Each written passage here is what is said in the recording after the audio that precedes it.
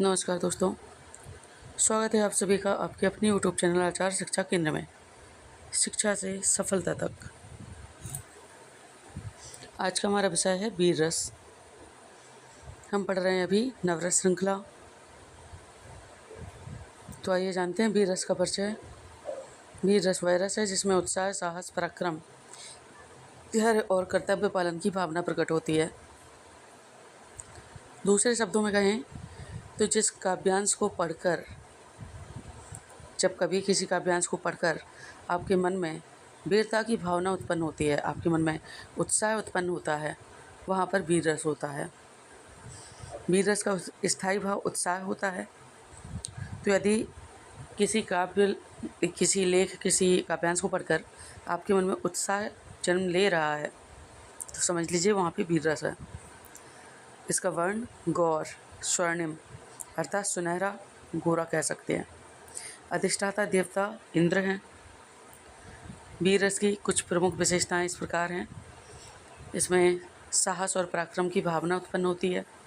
कठिन परिस्थितियों का सामना किया जाता है। राष्ट्र एवं धर्म की रक्षा की जाती है। अन्याय का विरोध किया जाता है। आत्मविश्वास और दृढ़ निश्चय को दर्शाता है। वीर रस के 4 भेद हैं। युद्धवीर अर्थात जो युद्ध क्षेत्र में अथवा रणभूमि में वीरता का परिचय दे। दानवीर जो दान में वीर हो, अर्थात जिसका क्रम है दान देना, कुछ भी हो जाए, कैसी भी परिस्थिति है, वह दान देना नहीं छोड़ेगा। धर्मवीर जो हमेशा अपने धर्म पर अडिग रहता हो, धर्म के लिए कुछ भी करने को तैयार रहता हो।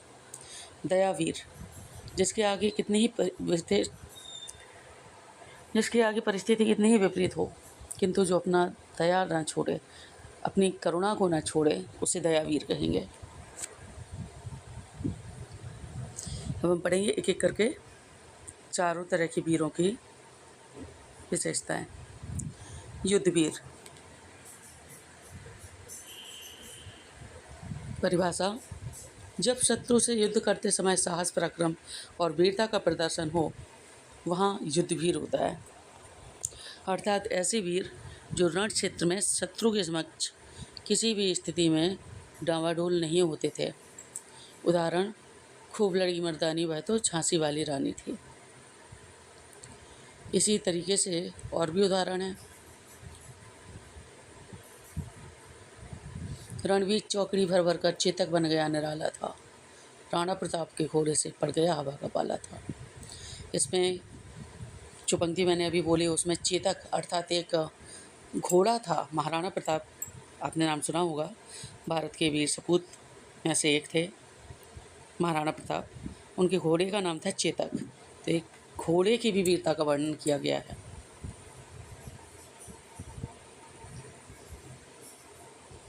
पहचान: युद्ध में पराक्रम कहाँ दर्शाया जा रहा है? युद्ध में शौर्य अर्थात पराक्रम। अब युद्ध होगा कहाँ? तो युद्ध भूमि में, जिसको कि रणभूमि भी कहा जाता है।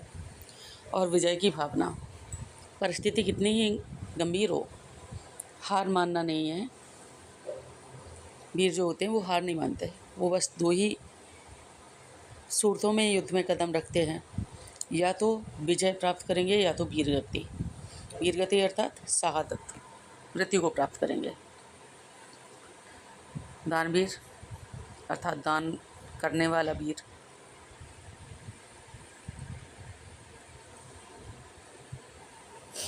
जब कोई व्यक्ति बिना किसी स्वार्थ के प्रसन्नतापूर्वक दान दे, वहाँ दानवीर होता है। एक्चुअली ये कहना चाहिए कि वह व्यक्ति दानवीर होता है। जैसे महादानी कर्ण ने अपना कवच और कुंडल भी दान कर दिए। एक सत्यवादी राजा हरिश्चंद्र की यदि आपने कहानी सुनी हो तो ऐसा कहा जाता है कि महाराज हरिश्चंद्र को सपना आया था कि उन्होंने विश्वामित्र जी को अपना सर्वस्व दान कर दिया है। और फिर जब विश्वामित्र जी उनसे उनका राजपाट सब मांगते हैं, बोलते हैं कि राजन आपने तो ऐसे मुझे दान कर दिया है। तो सपने में दिए हुए दान को सच करने के लिए उनको सच में सब कुछ दान कर देते हैं। इतना कि जब उनका राज्य ही दान हो जाता है तो विश्वामित्र जी कहते हैं कि आप संकल्प करो। तो जब वो अपने खजाने से कोई चीज़ नहीं लेते बल्कि स्वयं बिक जाते हैं, अपनी पत्नी और बच्चे को भी बेच देते हैं और उन पैसों से संकल्प पूरा करते हैं। इस प्रकार के दानवीर थे महाराज हरिश्चंद्र, हमेशा सत्य बोलते थे।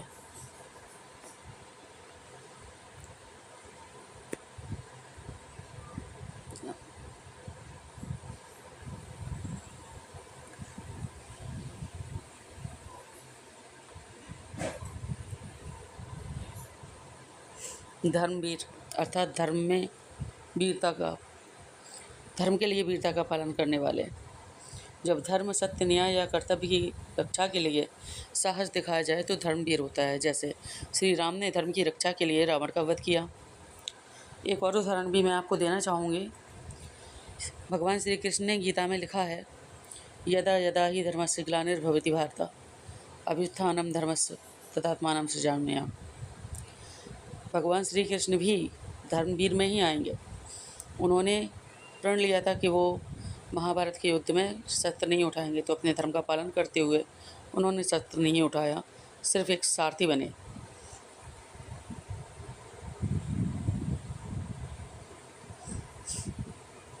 तो धर्मवीर का जो उद्देश्य होता है वो होती है धर्म रक्षा, सत्य का पालन करना उसका उद्देश्य होता है, और न्यायपूर्ण उसका जो चरित्र होता है न्यायपूर्ण होता है, उसका हर निर्णय न्याय से जुड़ा होता है तथा अपने कर्तव्य पालन में कोई त्रुटि नहीं करता है।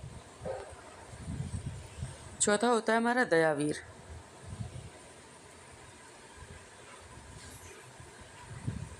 जो किसी भी परिस्थिति में दया का आचरण करना ना छोड़े। जब कोई वीर शत्रु या निर्बल पर दया दिखाकर उसकी रक्षा करे, वहाँ दयावीर होता है।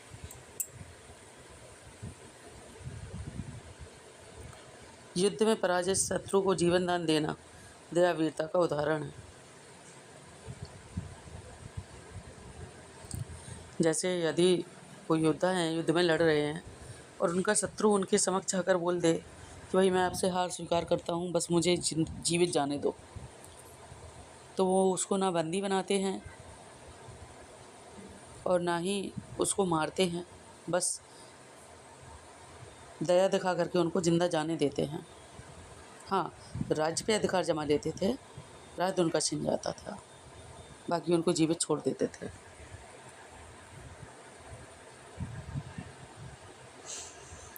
पहचान है दया, क्षमा, करुणा और संरक्षण। ये परीक्षा ही तो कुछ याद रखने की ट्रिक है। युद्धवीर अर्थात युद्ध में वीरता, दानवीर अर्थात दान में वीरता, धर्मवीर अर्थात धर्म की रक्षा, तथा दयावीर अर्थात दया और क्षमा, जिसमें दया हो और क्षमा हो। इसी का उदाहरण है, ये आधा उदाहरण हमने पढ़ा था, खूब लड़ी मर्दानी वह तो झांसी वाली रानी थी, उसी का शुरुआत यहाँ से। सिंहासन लौटे राजवंशों ने भ्रुकुटी तानी थी, बूढ़े भारत में भी आई फिर से नई जवानी थी। ये एक झलक है सन 1857 के भारतीय स्वतंत्रता संग्राम की। सुभद्रा कुमारी चौहान जी ने अपनी प्रसिद्ध कविता झांसी की रानी में इसका वर्णन किया है कि 1857 में सिंहासन लौटे अर्थात राजाओं के सिंहासन डोल गए और राजाओं के वंशों ने भ्रुकुटी तानी थी अर्थात क्रोध किया था। किस पर? ब्रिटिश साम्राज्य पर, अंग्रेजी सरकार पर। बूढ़े भारत में भी आई फिर से नई जवानी थी अर्थात भारत जो पहले निर्बल कैसा बूढ़ा, जो जब युवा होता है उसमें बल होता है, किंतु बूढ़े जो हो जाते हैं, वृद्ध हो जाते हैं, उनमें निर्बल आ जाती। तो निर्बल बना हुआ भारत आज फिर से युवा हो गया है, आज फिर से उसमें ताकत आ गई है। वीरों का कैसा हो वसंत। यहाँ पे कुछ मिस्टेक है, माखनलाल चतुर्वेदी नहीं, ये भी सुभद्रा कुमारी जी का ही एक काव्य संग्रह है, वीरों का कैसा हो वसंत। एक और उदाहरण, क्षमा सोविति उस भुजंग को जिसके पास गरल हो।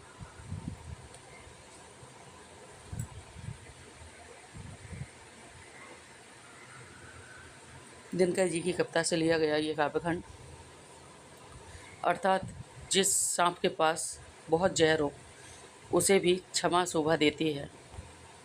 जिसके पास जहर नहीं होगा वो सिर्फ क्षमा का ढोंग कर सकता है, क्षमा नहीं कर सकता। पहचान कैसे करें? यदि कविता में दिखाई दे युद्ध, साहस, पराक्रम, देशभक्ति, बलिदान अथवा कर्तव्य पालन, तो वहाँ वीर रस होता है। युद्ध, साहस, पराक्रम, देशभक्ति, कर्तव्य पालन, मैं तो कहूँगी इनके अलावा 2-4 पॉइंट और देखिए आप, जहाँ दया और क्षमा दिखाई दे, जहाँ दान दिखाई दे, सत्यवादिता दिखाई दे, जहाँ पे धर्म के प्रति कर्तव्य का पालन दिखाई दे, जहाँ पे धर्म की भक्ति दिखाई दे, वहाँ भी हमारा वीर रस ही होगा। तो रस है वीर, स्थायी भाव है उत्साह, देवता है इंद्र और वर्ण है गौर। और प्रमुख कवि हैं दिनकर, सुभद्रा कुमारी चौहान, माखनलाल चतुर्वेदी।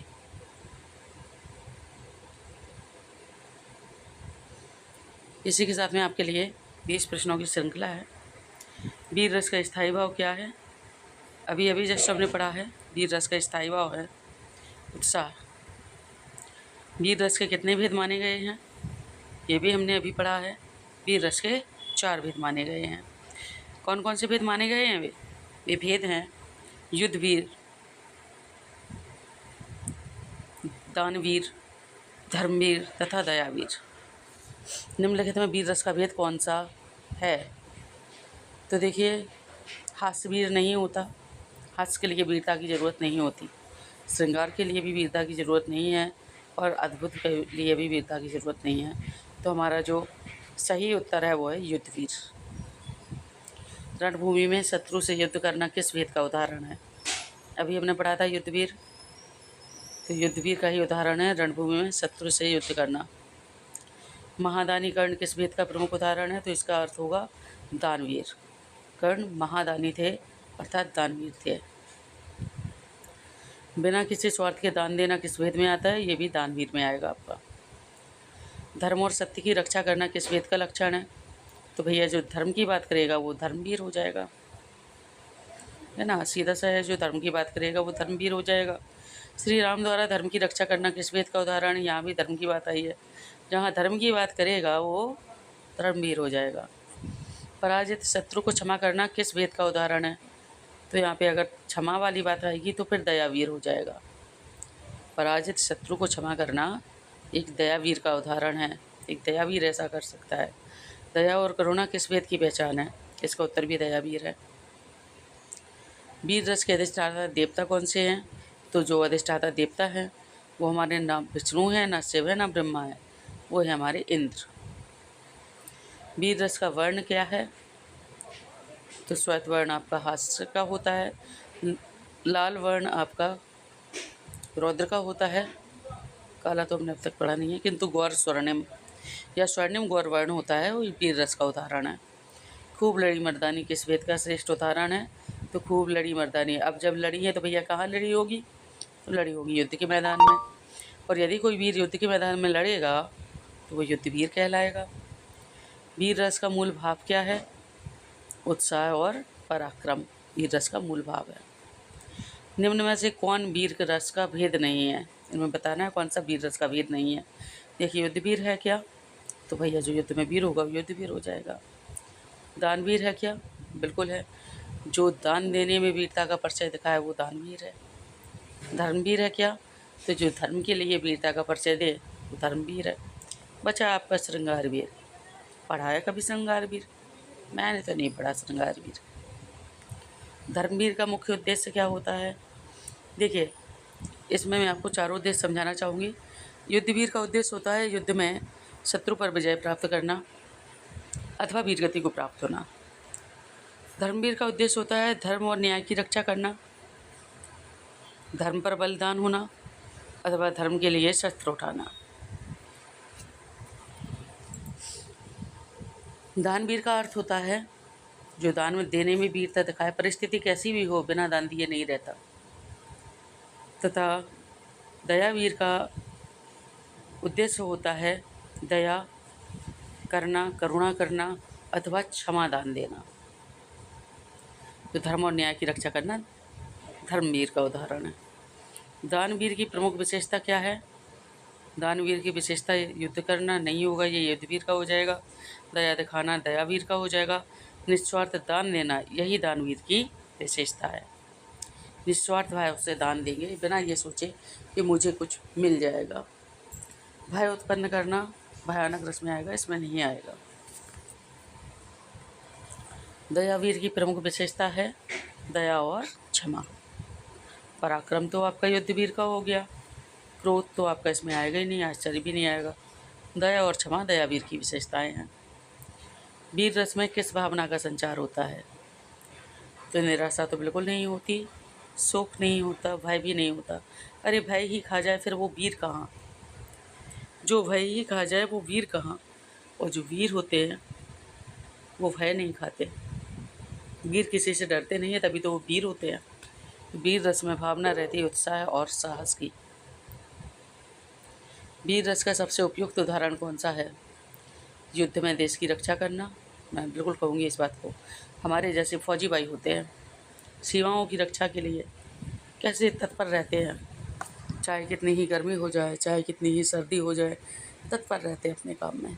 कई बार तो बेचारे सर्दी से ही उनका रक्त जम जाता है, शहादत को प्राप्त होते हैं, वीरगति को प्राप्त होते हैं, शहादत हो जाती है उनकी। कई बार दुश्मन हमला कर देता है, कई बार अपने ही कुछ कूटनीतिज्ञों की कूटनीतियों का शिकार बन जाते हैं बेचारे।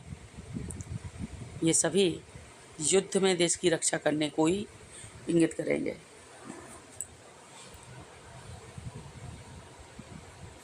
किसी के वियोग में रोना ये तो नहीं आएगा, ये श्रृंगार रस में आएगा।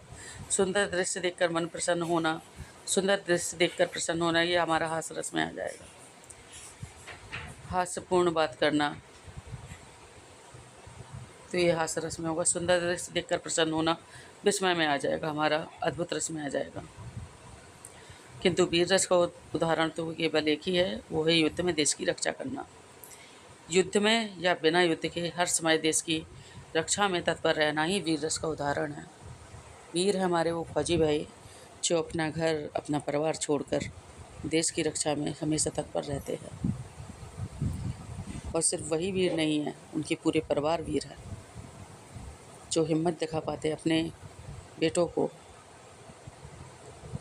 सरहद पर भेजने की, वो माएँ वीर हैं। जो हिम्मत दिखा पाते अपने बेटों को सरहद पर भेजने की, वो पिता वीर हैं। जो हिम्मत दिखा पाते अपने पतियों से दूर रहने की, वो स्त्रियां वीर हैं। इसी के साथ हमारा वीर रस का शीर्षक आज वीर रस की कक्षा बस यहीं पर समापन होता है। थोड़ी देर में मिलेंगे 9 बजे क्विज के साथ। और आज से आपका मिक्स क्विज मैंने शुरू किया है, मिक्स क्विज ही करूँगी। अभी तक एक ही विषय की क्विज रहती थी, किंतु अब से मिक्स क्विज रहेगा, सारे विषय उसमें मिलेंगे। हिंदी व्याकरण से अभी लेके आ रही हूँ, कोशिश करूँगी, प्रयास रहेगा कि धीरे धीरे हिंदी व्याकरण के अतिरिक्त हिंदी साहित्य के भी प्रश्न ले लूँ। धीरे धीरे हिंदी व्याकरण से हिंदी साहित्य की तरफ बढ़ेंगे। तो मिलते हैं क्विज में, तब तक के लिए स्वस्थ रहिए, मस्त रहिए और देखते रहिए आपका अपना चैनल आचार्य शिक्षा केंद्र। दोस्तों कमेंट कीजिए, आपको वीडियो अच्छा लगा तो नाइस कमेंट कीजिए, नहीं अच्छा लगा तो जैसे सुधार चाहते हैं अपना सुधार कमेंट में लिखिए, उस पर विचार करूँगी। वीडियो को अंत तक देखने के लिए धन्यवाद। वीडियो को शेयर करें अपने दोस्तों के साथ, लाइक करें और चैनल को सब्सक्राइब करें तथा बेल आइकन को प्रेस करना ना भूलें। नमस्कार।